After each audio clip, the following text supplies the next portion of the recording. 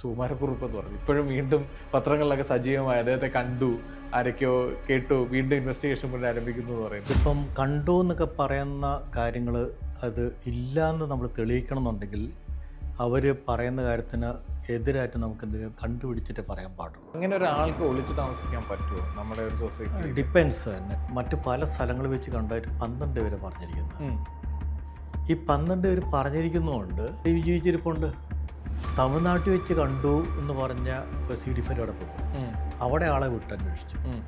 അവിടെയാണ് പറയുക, ഈ ഇൻവെസ്റ്റിഗേഷൻ്റെ ഏറ്റവും വലിയ പ്രശ്നം എന്ന് പറയുന്നത് ആരാണോ ലീഡ് ചെയ്യുന്നത്, ആ ലീഡ് ചെയ്യുന്ന ആളുടെ പരിപൂർണ്ണ ഉത്തരവാദിത്വമാണത്. എന്ത് ഫെയിലർ വന്നാൽ അദ്ദേഹത്തിന് അതിൻ്റെ ഉത്തരവാദിത്വം. ഈ ഇപ്പോഴത്തെ ഒരു സാഹചര്യത്തിലൂടെ വളരെ കൗതുകമായിട്ട് സാറേ ഇത്ര ഇൻവെസ്റ്റിഗേഷനിലും ആളുകളെ ഫൈൻഡ് ഔട്ട് ചെയ്യാനൊക്കെ നടക്കുന്നതിനകത്ത് മലയാളികൾ എപ്പോഴും പറഞ്ഞുകൊണ്ടിരിക്കുന്ന ഒരാളാണ് സുകുമാരക്കുറുപ്പ് എന്ന് പറഞ്ഞു. ഇപ്പോഴും വീണ്ടും പത്രങ്ങളിലൊക്കെ സജീവമായി അദ്ദേഹത്തെ കണ്ടു, ആരൊക്കെയോ കേട്ടു, വീണ്ടും ഇൻവെസ്റ്റിഗേഷൻ കൊണ്ട് ആരംഭിക്കുന്നു എന്ന് പറയുന്നത്. ആ ഒരു കേസിൽ സാറിൻ്റെ ഒരു പെർസ്പെക്റ്റീവ് എന്താണ് ശരിക്കും? അല്ല, ഇതിപ്പം കണ്ടു എന്നൊക്കെ പറയുന്ന കാര്യങ്ങൾ അത് ഇല്ലയെന്ന് നമ്മൾ തെളിയിക്കണം എന്നുണ്ടെങ്കിൽ അവർ പറയുന്ന കാര്യത്തിന് എതിരായിട്ട് നമുക്ക് എന്തെങ്കിലും കണ്ടുപിടിച്ചിട്ട് പറയാൻ പാടുള്ളൂ. ഒരു എക്സാമ്പിൾ ഞാൻ പറയാം. ഈ ചങ്ങനാശ്ശേരി മധുമൂലയിലെ കേസിലാണ് എനിക്ക് ഇത് ഇങ്ങനെ കേൾക്കുമ്പോഴത്തേക്ക് എനിക്ക് പെട്ടെന്ന് ഓർമ്മ വരുന്ന നമ്മുടെ കേസ് എനിക്ക് പെട്ടെന്ന് ഓർമ്മ വരും. അതിനകത്ത് 12 പേരാണ് ഈ കൊച്ചിനെ പല സ്ഥലത്ത് വെച്ച് കണ്ടതായിട്ട് പറഞ്ഞിരിക്കുന്നത്, CD5 കണ്ടിരിക്കുന്നത്. ഈ കൊച്ചിനെ മഹാദേവനെ പല സ്ഥലത്ത് വെച്ച് ട്രെയിനെ വെച്ച് കണ്ടതായിട്ട് പറയുന്നുണ്ട്, മറൈൻ ഡ്രൈവ് വെച്ച് കണ്ടതായിട്ട് പറയുന്നുണ്ട്, അതുപോലെ തന്നെ മറ്റ് പല സ്ഥലങ്ങളിൽ വെച്ച് കണ്ടതായിട്ട് 12 പേര് പറഞ്ഞിരിക്കുന്നത്. ഈ 12 പേര് പറഞ്ഞിരിക്കുന്നതുകൊണ്ട് വരുന്ന പോലീസ് ഓഫീസർമാർ അവരെല്ലാം വിശ്വാസമാണ്, അതിനകത്ത് ആരെയും കുറ്റം പറയാൻ കുറ്റമല്ല അത്. അപ്പം ഈ കണ്ടിരിക്കുന്നു പറയുന്നതുകൊണ്ട് ഈ വിജയിച്ചിരിപ്പുണ്ട്. അതെ, മനസ്സിലായോ? അവിടെ ഒരാൾ കയറി വന്നിട്ട് പറയുകയാണ് അത് തെറ്റാണ്, അവൻ ജീവിച്ചിരിപ്പില്ല, ചുമ്മാ പറഞ്ഞിട്ട് കാര്യമില്ല. അപ്പം അതിനുള്ള തെളിവ് ചുമ്മാ പറഞ്ഞിട്ട് കാര്യമില്ല. ഞങ്ങൾക്ക് CD5 വായിച്ചു കഴിഞ്ഞപ്പം തന്നെ ഇത് വായിക്കാൻ തന്നെ കാരണം, അല്ലെങ്കിൽ ഇത്രയും വലിയ ഇൻട്രസ്റ്റ് ആയിട്ട് പോകാൻ തന്നെ കാരണം എന്ന് വെച്ചാൽ അവരപ്പം മരിച്ചുപോയി, പിതാവ് മരിച്ചുപോയി, മാതാവ് മരിച്ചുപോയി, അവരെല്ലാം മരിച്ച് കൊച്ചിനെ കാണാതെയാണ്. അല്ലെങ്കിൽ ഇതൊക്കെ വന്ന് നമുക്ക് വലിയ വിഷമമായി, സത്യം പറഞ്ഞാൽ വിഷമമായിപ്പോയി. കാരണം വെച്ചാൽ ഒറ്റപുത്രനാണ്, ഒന്നും ചെയ്യാൻ പറ്റുന്നില്ല, കണ്ടുപിടിക്കാൻ പറ്റുന്നില്ല. അപ്പോൾ ഇതെല്ലാം വന്നപ്പോൾ നമുക്ക് പെട്ടെന്ന് ഇങ്ങനെ വായിച്ചു കഴിയുമ്പോൾ നമുക്ക് തോന്നും, ഓരോ കാര്യങ്ങൾ തോന്നും, ഇത് എന്താണ് തോന്നും, ഒരു ഇൻഡ്യൂഷൻ ഫീൽ ചെയ്യും അല്ലേ? നമുക്കൊരു തോന്നും, നമുക്ക് അത് ശരിയല്ലല്ലോ. അങ്ങനെയാണ് ഈ പറഞ്ഞ കണ്ടെന്ന് പറഞ്ഞിട്ടുള്ള ആൾക്കാർ 2-3 പേര് മരിച്ചുപോയി. ഒരു അമ്മച്ചി മരിച്ചുപോയി, ചങ്ങനാശ്ശേരി വെച്ച് ട്രെയിനെ കണ്ടെന്ന് പറഞ്ഞ ആൾ മരിച്ചുപോയി. അപ്പം തമിഴ്നാട്ടിൽ വെച്ച് കണ്ടു എന്ന് പറഞ്ഞ ഒരു CD5 കിടപ്പുണ്ട്, അവിടെ ആളെ വിട്ടന്വേഷിച്ചു. അപ്പോൾ അവിടെ ആളെ വിട്ടന്വേഷിച്ചപ്പോൾ അവർ പറഞ്ഞ ശരിയല്ല, നേരാണ്. അവിടെ ആൾക്ക് ഇവരും പോയിട്ടുണ്ടായിരുന്നു, ഈ മഹാദേവൻ്റെ പിതാവ് വിശ്വനാഥപിള്ള അദ്ദേഹം പോയിട്ടുണ്ടായിരുന്നു അവിടെ കാണാൻ വേണ്ടി. പക്ഷേ അന്ന് ആ കുട്ടി പോയിരുന്നു അവിടെ. പക്ഷെ പിന്നീട് ഇവരെ കണ്ടിട്ടുണ്ട് കൊച്ചിനെ. ആ കൊച്ചല്ല, അതവിടുത്തെ ഒരു തമിഴ്നാട്ടിലുള്ള കുട്ടിയാണ്. പിന്നെ ഇവിടെ കടൽ കച്ചവടം നടത്തുന്ന ആൾക്കാരെ കണ്ടിട്ടുണ്ട്, മറൈൻ ഡ്രൈവ് വെച്ച് കണ്ടിട്ടുണ്ടെന്ന് പറയുന്നത്. അവരിൽ തന്നെ എല്ലാവരും ഞാൻ വിളിച്ച് നേരിട്ട് ചോദിക്കുക, അല്ലെങ്കിൽ എൻ്റെ സ്റ്റാഫ് വിളിക്ക് ചോദിച്ചു കഴിയുമ്പോൾ അവർ പറയുന്നത്, എൻ്റെ സാറേ ഞങ്ങൾ അങ്ങനെയല്ല പറഞ്ഞിരിക്കുന്നത്, ഇതുപോലെ കുട്ടികൾ ഇവിടെ വരാറുണ്ട്, കണ്ടിട്ടുണ്ട് എന്നാണ് പറഞ്ഞിട്ടുള്ളൂ. ഇതാണെന്ന് മഹാദേവനാണെന്ന് സ്പെസിഫൈ ചെയ്യുന്നില്ല. അല്ലതിന് കുട്ടികളുടെ കാര്യത്തിൽ വലിയൊരു പ്രശ്നമുണ്ട്. അത് ഒരുപോലെ പിന്നെ ഏകദേശം പ്രായമുള്ളവരൊക്കെ നമുക്ക് എല്ലാം ഒരുപോലെയാണെന്ന് എല്ലാം ഒരുപോലെ തോന്നുന്നു. ആ ഒരു പൊക്കമൊക്കെ ഉണ്ടെങ്കിൽ അങ്ങനെ തോന്നാൻ ചാൻസ് ഉണ്ട്. എന്നുവെച്ചാൽ ഒരു വാത്സല്യം കൊണ്ട് ആൾക്കാർ നോക്കുമ്പോൾ അവർ വേറെ നമ്മൾ തോന്നത്തില്ല. അപ്പോൾ ഇത് കേട്ട് കഴിയുമ്പോൾ എനിക്ക് പിന്നെ ധൈര്യമായിട്ട് പറയാനല്ല, എനിക്ക് മനസ്സിൽ തോന്നിയിട്ടുണ്ട് ഓരോ തെറ്റാന്ന്. ഇത് ഈ പറഞ്ഞ കടലക്കാരൻ പറഞ്ഞത് തെറ്റാന്ന് പറയാൻ പറ്റും. അത് അദ്ദേഹം തന്നെ പറയുന്നു അതങ്ങനെയല്ല, ഉറപ്പില്ല എന്ന് പറയുന്നു. അല്ലെങ്കിൽ ഇങ്ങനെ, അതായത് ഓരോരുത്തർ കണ്ടിട്ടുണ്ടെന്ന് ഇപ്പോൾ നേഴ്സ് പറയുമ്പോഴത്തേക്ക് നമുക്കടുത്ത് അതെല്ലാം തെളിയിക്കാനായിട്ട് ഇതിലെല്ലാം നമ്മൾ പറഞ്ഞിട്ട് കാര്യമില്ലെന്നുള്ള എൻ്റെ അഭിപ്രായം. കാരണമുണ്ട്, അത് ഒരാൾ പറയുമ്പോൾ അതിനെ സംബന്ധിച്ചുള്ള കാര്യങ്ങളാണ് ഞാൻ പറയുന്നത്. അല്ല ഞാൻ ചോദിക്കുന്നത്, അങ്ങനെ ഒരാൾക്ക് ഒളിച്ചു താമസിക്കാൻ പറ്റുമോ നമ്മുടെ ഒരു സൊസൈറ്റി? ഡിപ്പെൻസ് എന്ന് വെച്ചാൽ ഞാനതേപ്പറ്റി ഒന്ന് സംസാരിക്കാം. ഇപ്പോൾ അന്വേഷണം നടന്നുകൊണ്ടിരിക്കുകയാണല്ലോ. അത് അന്വേഷിക്കട്ടെ എന്നാണ് അത്ര ഞാൻ പറയുന്നത്. അല്ല വേറെ കാര്യങ്ങളൊന്നുമില്ല. ഇത്രയും കാലമൊക്കെ ഒരു കേസ് നമുക്ക് ഇങ്ങനെ നീട്ടിക്കൊണ്ട് പോകാൻ പറ്റുമോ ഈ പറഞ്ഞ പോലെ ക്ലോസ് ചെയ്യാതെ? എന്തുകൊണ്ട് അതൊരു ക്ലോസിംഗ് പ്രോസസ്സിലേക്ക് അല്ല, ഇതിപ്പോൾ പോകുന്നില്ല? എൻ്റെ മഹാദേവൻ കേസ് 19 വർഷം അന്വേഷണത്തിലായിരുന്നല്ലോ. 19 വർഷം. ഇപ്പോൾ ഒരു മോഷണ കേസൊക്കെയാണ് 3 മാസം കഴിയുമ്പോഴത്തേക്ക് 6 മാസം കഴിയുമ്പോൾ ചിലപ്പോൾ നമ്മളത് തെളികണ്ടി പട്ടിക എന്ന് പറഞ്ഞിട്ട് ഒരു പട്ടികയുണ്ട് പോലീസ് സ്റ്റേഷനിൽ. ആ പട്ടികയിലേക്ക് നമ്മൾ മാറ്റും. തെളിയിക്കപ്പെടാത്ത പട്ടിക, അൺഡിക്റ്റഡ് കേസ് എന്ന് പറഞ്ഞിട്ടൊരു കേസുണ്ട്. അങ്ങനെയാണെങ്കിൽ തന്നെ ആ കേസിൻ്റെ 1 മാസം കൂടുമ്പോൾ ഒരു അന്വേഷണം നടത്തുന്നതൊക്കെ പറഞ്ഞുകൊണ്ട്. പക്ഷേ നമുക്ക് ഒരു പ്രശ്നം എന്ന് വെച്ചിട്ടുണ്ടെങ്കിൽ അങ്ങനെ പോവുകയാണെങ്കിൽ ആ കേസ് നമുക്ക് മാസമുള്ള റിവ്യൂവിൻ്റെ അകത്ത് വരത്തില്ല.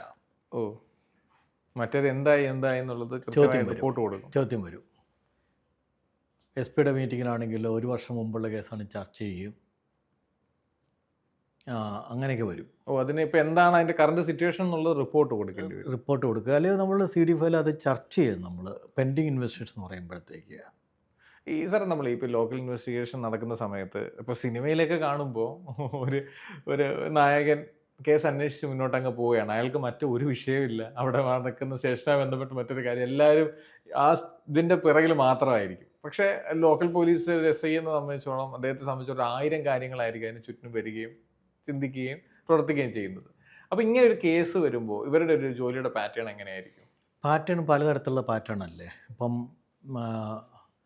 ചില സമയത്ത് നമ്മൾ ചില കാര്യങ്ങൾ ചിലർ ഏൽപ്പിച്ചു വിടും.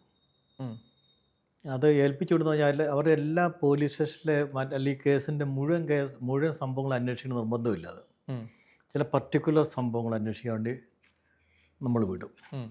ഇപ്പോൾ ഒരു എക്സാമ്പിൾ പറയാം.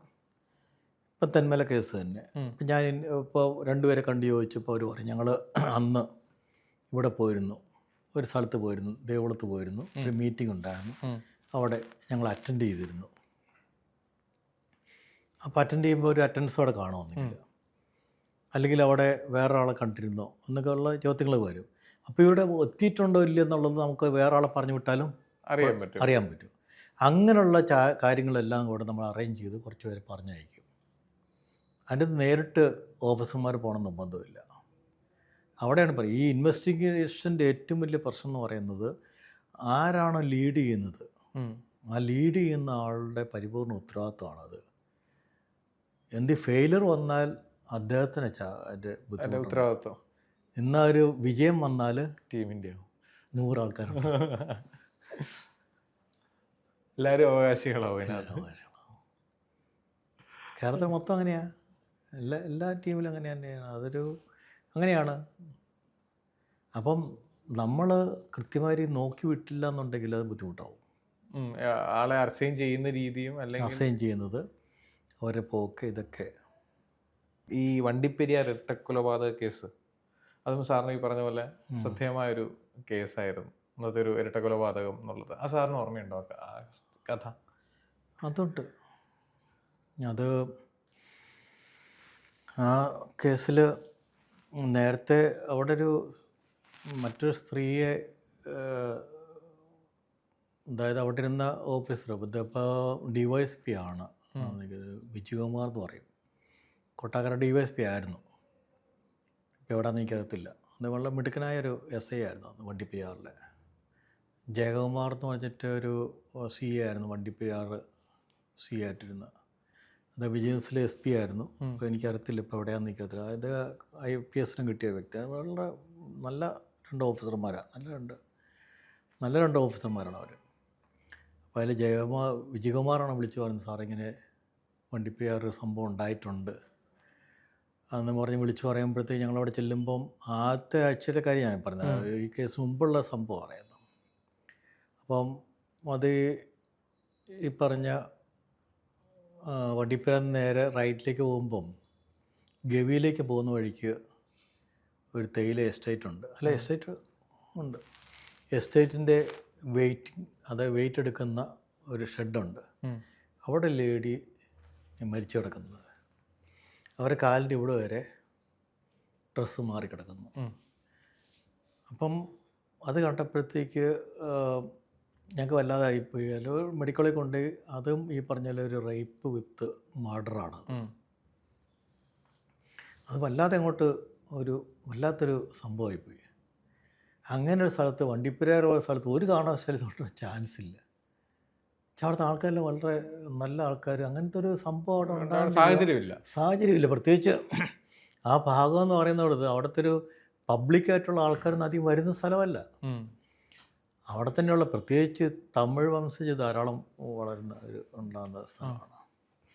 അപ്പോൾ അവർ ഈ പ്രത്യേകിച്ച് സ്ത്രീകളോടൊക്കെ വളരെ ബഹുമാനത്തോടുകൂടി പെരുമാറുന്ന ഒത്തിരി ആൾക്കാരാണ് അവരെല്ലാവരും. അപ്പോൾ ഇങ്ങനെ ഒരു സംഭവം ഉണ്ടായി, അത് കണ്ടുപിടിച്ചിട്ടില്ല. അങ്ങനെ ഇരിക്കുമ്പോഴാണ് ഈ 2 പേര് മരണം, ഇരട്ടക്കൊലപാതകം നടക്കുന്നത്. അതൊരു വീട്ടിൽ തന്നെ അമ്മയും മരുമകളും. അത് ഈ പറഞ്ഞ പോലെ അബ്യൂസ് നടന്നിട്ടുണ്ട്. ഇതെല്ലാം കഴിഞ്ഞാണ് അന്ന് ഞങ്ങൾ SP ചെല്ലപ്പ സാറായിരുന്നു അന്നുണ്ടായിരുന്നത്. ചെല്ലപ്പ സാറ് ഞങ്ങൾ എല്ലാവരും ചെന്ന് കേസ് അന്വേഷിക്കുന്നത്. അന്ന് ടീമുണ്ടാക്കാൻ പറഞ്ഞ് ടീമുണ്ടാക്കി എന്നോട് പറഞ്ഞൊരു പ്രോഗ്രാം തയ്യാറാക്കാൻ പറഞ്ഞ് പ്രോഗ്രാം തയ്യാറാക്കി കൊടുത്തു. എല്ലാം ഡിവൈഡ് ചെയ്ത് കൊടുത്തു. ഈ പോലീസ് ഉദ്യോഗസ്ഥരെല്ലാവരും കൂടെ ആത്മാർത്ഥമായിട്ടുള്ള പ്രവർത്തനമാണ് ഉണ്ടായത്. അവസാനമാണ് ഈ ഒരു ഫോൺ കോള് ഇത് അവിടെ ഉണ്ടായിരുന്ന ആൾക്കാരെ മുഴുവൻ ഇവരന്വേഷിക്കുകയാണ്. ഞങ്ങൾ അന്വേഷിച്ചു. അവിടെ ഉണ്ടായിരുന്ന എക്സ് കൺവിക്ട്സിനെ കംപ്ലീറ്റ് അന്വേഷിച്ചു, മുൻ ശിക്ഷക്കാരെ. അങ്ങനെയൊക്കെ വിജയകുമാറിനോടൊക്കെ ചോദിക്കുന്നത് ഇവിടെ എന്തെങ്കിലും മറ്റ് ഈ ഇങ്ങനത്തെ പ്രശ്നങ്ങളുള്ള ആൾക്കാരുണ്ടാകുമെന്ന് ചോദിക്കുമ്പോൾ അങ്ങനെയൊക്കെ ഓരോരുത്തർ ഇങ്ങനെ നോക്കിക്കൊണ്ടിരിക്കുക.